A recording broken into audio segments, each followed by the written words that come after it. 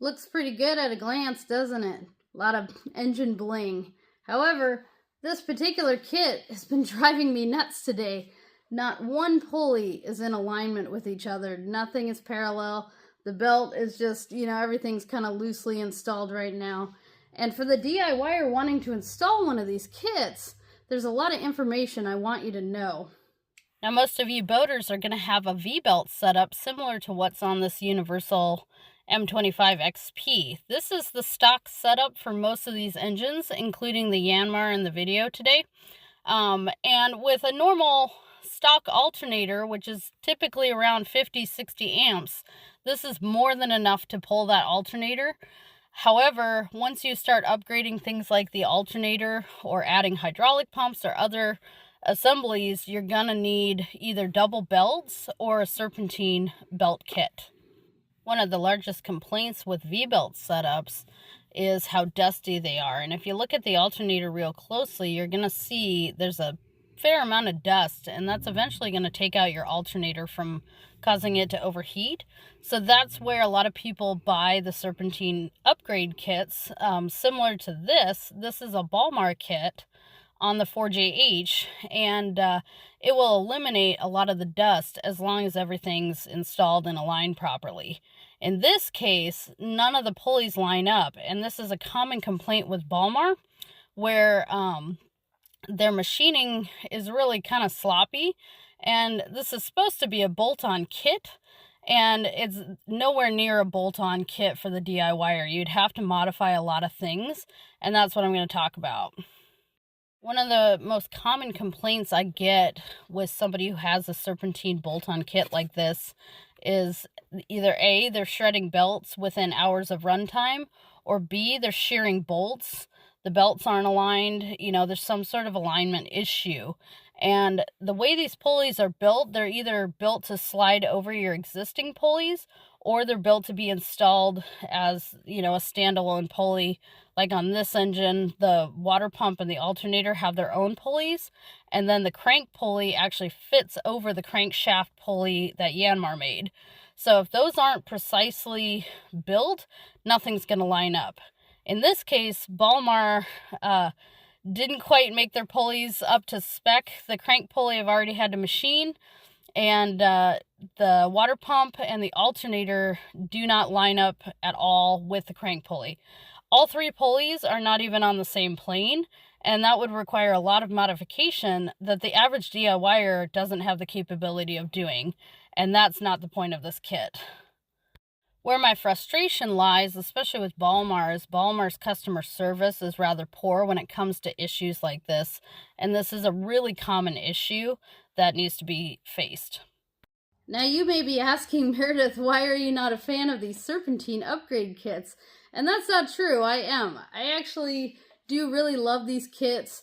V-belts in general tend to create a lot of dust. However, they're relatively simple. The reason for a Serpentine kit in particular is a lot of times there's a larger alternator installed on the engine, and anything well over 100 amps, you're going to have either have a Serpentine belt or at least double V belts. And so there's several manufacturers that make these kind of bolt-on kits with pulleys for the DIYer to install over some of the original pulleys or to replace completely. And that's fine and dandy. However, this kit from Balmar and multiple others that I've dealt with on customer engines, these aren't even set up correctly. I've already had to machine the crank pulley. This pulley would have to be modified. I've been messing around with bushings on the alternator. When I check it with a straight edge, nothing actually sits flush. And for the average DIYer, I imagine they bolt this on and it looks okay and they leave it at that. And that's where a lot of issues with sheared bolts come and shredded belts come from, is at a glance everything looks good and it's not. So let's go back in time a couple hours. Here's the brand new Balmar 170 amp alternator that we're installing, and this is the way it's kind of supposed to be installed on these Yanmars. However, as I found out later in the video, it's, this is like really, really out of alignment with the two other pulleys. So I'm going to have to mess around here with these bushings, maybe make a couple new bushings, and see if I can even get this thing within the ballpark of lining up. We got to take some measurements of our existing bushings here. This is the stock bushing that went with the stock Yanmar alternator. So I've got to make a bigger, longer one that will work. So I'm just getting my base measurements here, and we'll turn a new bushing on the lathe. The bushing inside the alternator frame here, I'm also taking a measurement of. I'm comparing it to the other bushing that came with it because it looks like it's pretty similar size. And we'll knock that out and make a longer version of that as well.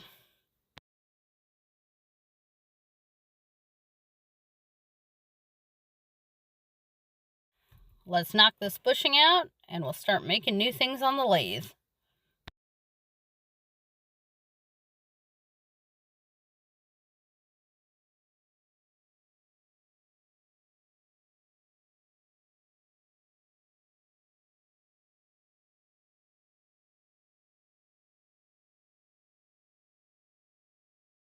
Luckily, I happen to have a lathe in the shop, although this is where a lot of my frustration lies with these companies, is the average person is not going to just have a lathe in their garage. Some of you are machining nerds, and I'm sure you have much larger, fancier lathes than I do. However, the average DIYer really doesn't, and you shouldn't have to do all this modification just to add on these bolt-on items. These items are meant to be installed without any modification. So the fact that I'm having to go this far is rather frustrating, at least on the DIYer aspect.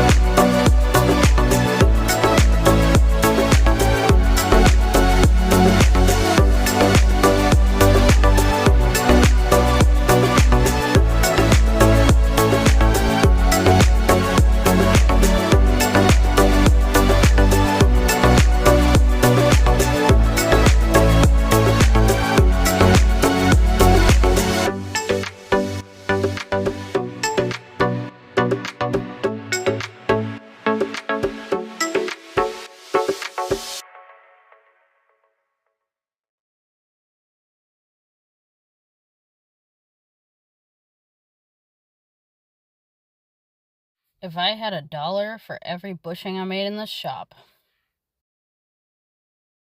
All right, let's see how precision my new longer bushing is.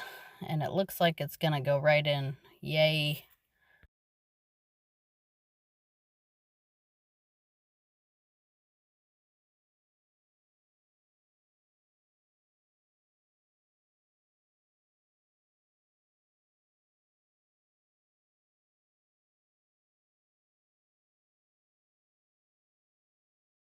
Now, the way I'm mounting this alternator is the way it's supposed to be mounted on a Yanmar, but what I later discover is that it's not going to work out in this orientation. So I'll end up modifying these bushes down the road anyways. However, you know, I managed to get it to fit snugly and end up being a little frustrated by it when I realized that the pulleys aren't going to line up at all. But hey, she fits really nicely. One more test spit, and I'll mark my bushing where I need to cut it down to. And now that it's all sized correctly, I can pound it in one final time. This is attempt number, 348 of getting the lengths right on these little guys. All to find out that this alternator doesn't even sit flush to begin with.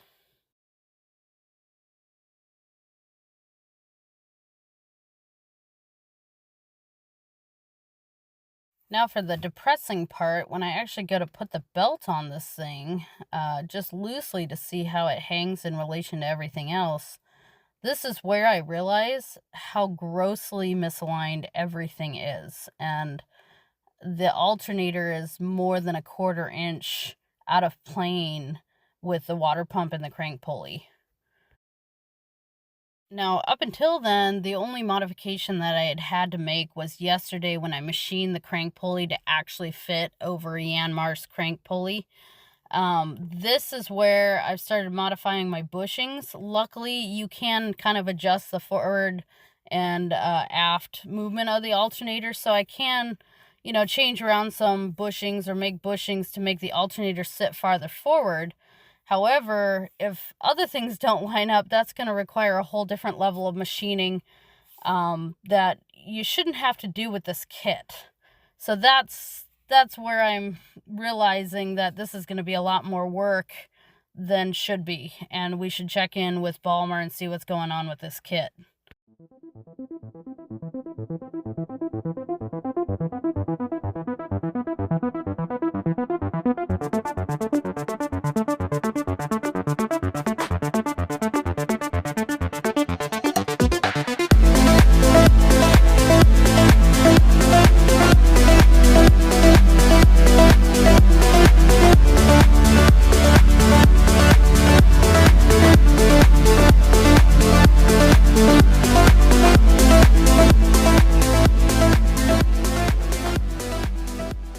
Now that we've got the alternator positioned to line up with our water pump, now is to see what else we have to do to make everything else line up. I know it's hard to see here in the video, but take a close look at this belt. Nothing is straight. The belt actually is twisted, and even though the water pump and the alternator are closer to being on the same plane, the crank pulley is just way out. Can you see the twist in the upper part of that belt? That's not good. We're going to have to change the position of the water pump pulley and the position of our crank pulley to make things work. This is the part where now I'm taking my straight edge and realizing we damn near have a 1/4 of an inch of gap. That's dramatic. And I'm starting to wonder how much machining we need to do to make this even get into the ballpark. I'm double checking that my crank pulley is flush, and it is, and wondering what I can do to get these pulleys to sit on the same plane. In case you're wondering, this kit should not require this much modification. So if you're considering buying one of these kits, this is your warning. You may have to machine some stuff to make it work out.